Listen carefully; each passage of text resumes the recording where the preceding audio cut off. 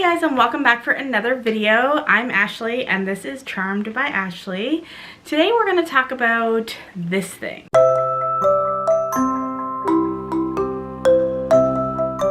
Now this is a knee lift, and you might not be familiar with a knee lift if you're working with an entry-level machine.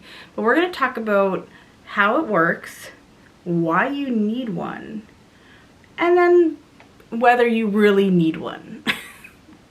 This isn't necessarily a must-have tool, but depending on what you make, you might consider this a must-have tool. Now, when I was in the market for a sewing machine, there were two machines, and they were both identical, but one came with a knee lift and one did not. And it was like $200, $300 more to get the one with the knee lift. And I was trying to figure out, do I need a knee lift? What projects do you sew or will you sew in the future that would warrant a knee lift and me spending another $300? I'm going to go through a little demonstration on how this works. This is my Janome MC6700P. So it came with a knee lift. This is my first machine. Actually, that's a lie. My industrial sewing machine has a knee lift. And the reason why it does is because the presser foot is so hard to pick up that you pretty much need a knee lift. Like, you can, but it's like, it's hard, and I don't understand why. But anyways, so yes, this is my first domestic machine with a knee lift. Now, what is a knee lift? This is a tool that plugs into the front of the machine, and it kind of hangs down in front of the machine, and then it rests up against your knee, and basically every time you go to lift your presser foot, you just kind of move your leg over, and then it lifts the presser foot for you, and then you don't have to use your hands. So we're gonna go through a little demonstration on how this works and check it out. It's pretty neat. Okay, so this is my machine, and in the front there is a hole, and that is where you're going to plug in the end of this little guy. Now, it does have a screw on the front, and this is an adjustment tool that would make this a little longer or a little shorter, but that's all that it adjusts. Okay, so all you do is you put it into the hole, and then I'll put my hand behind it and then give it a good press. So all you're going to do is you got to make sure that your machine is about 4 or 5 inches away from the end of your table, and then you're going to slide it in, and you'll be able to feel which way it goes. Mine goes straight down, and then you just push it in and you'll hear like a click. You might have to wrap your hand around the back just to make sure that it's in, but you'll know it's in when you can push it, and then your presser foot will go up and down. So we can lift it, and we can even lift it even higher. So with this machine, this has like kind of 2 stages of the presser foot, so you can lift it up, and then they have an extra high option, which is really nice. It goes up 1 or it goes up all the way. Now, why would someone want the knee lift? The knee lift actually allows you to keep both of your hands on your project while you're sewing, so you don't have to take your hand off and lift your presser foot from the back, thus kind of risking you moving or shifting the fabric.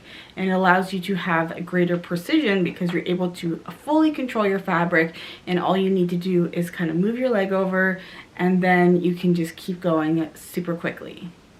It also helps to save on time because just that motion of having to lift your presser foot, that adds fractions of a second, and they can add up when you're doing a really large project. That's why knee lifts are really kind of a must-have if you're a quilter. So if you're sitting for hours and hours quilting and quilting, to be able to lift your presser foot with your knee means that quilting might take a little less time. And I think that time is a valuable commodity today, and if we can shave off an hour I think we would be willing to do that. It also helps with like hand fatigue. So if you do suffer from arthritis, or I know I had carpal tunnel a long time ago. I actually went and got it, I got the surgery to get rid of it. But something like that would be, it would be really difficult to use the presser foot lever in the back like hundreds of times while you're sewing. So something like, you know, difficulties with your hands would be a great reason to use a knee lift. It also helps when you're sewing fabrics that might have different thicknesses throughout, so you can just slightly lift your presser foot to be able to go over those lumps and bumps, and then you don't have to worry about your stitches kind of getting all messed up because of that, which is something that happens. Especially if I'm, let's say I'm making a zipper pouch and I need to get over a zipper super quick, then I'm able to just lift it ever so slightly just so I can get over that hump and then keep going. And then it just, again, makes things go a lot quicker. Now, you might not be a quilter and you might just do small projects, and it's definitely something that could be a want but not a must need. I did go ahead and make some really cute quilted pouches, so a small project, but it still was me sitting there sewing lines and lines and lines, and because of that, lifting that presser foot would be a lot, and I pulled out my knee lift and I was able to quickly just kind of keep going. I would, instead of locking off my stitches, I would just sew around the edge and then back down the other side. And then so because of that, I was able to just lift my presser foot, turn, and then I'm back on track. So here's one of my most recent tutorials where I teach you how to quilt if you're interested. So I made this really cute design with the diamonds. And I use my knee lift to be able to achieve this and to make my workflow go faster. And it didn't take me very long at all, and I think it turned out really, really cute. So I'll show you a clip of me quilting it and showing you how easy it is to lift the knee lift as you're sewing, and how you're able to easily do fun patterns like this without having to lift up the back of your presser foot a trillion times. So the only negatives for a knee lift is that it takes a little bit of getting used to. If you're not used to lifting your presser foot, I have it attached and I go to, and I'm like, oh my God. Like, I forget so quickly that I have the knee lift on, and my hand is just so accustomed to going back and lifting my presser foot.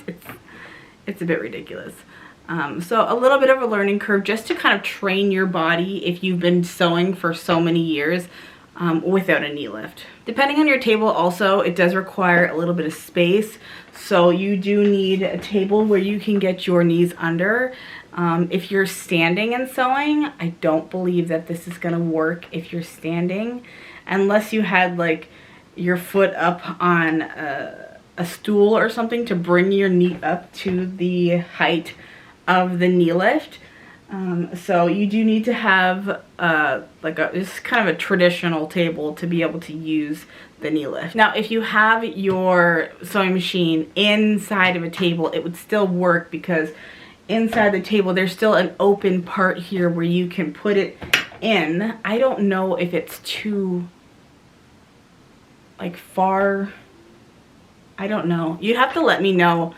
I still believe it works if you have a table on the inside, but if you do have a knee lift and a table where your machine is sunken in, does it work the same? Let me know in the comments. Now, of course, if you're stretching your budget for a machine with a knee lift and you really only do basic projects, I really wouldn't, and I would just kind of skip the knee lift. But if you are looking for a new machine, you've been in sort of the basic realm and you want to step up to an intermediate, and you don't know what the future holds, like, are we going to quilt in the future?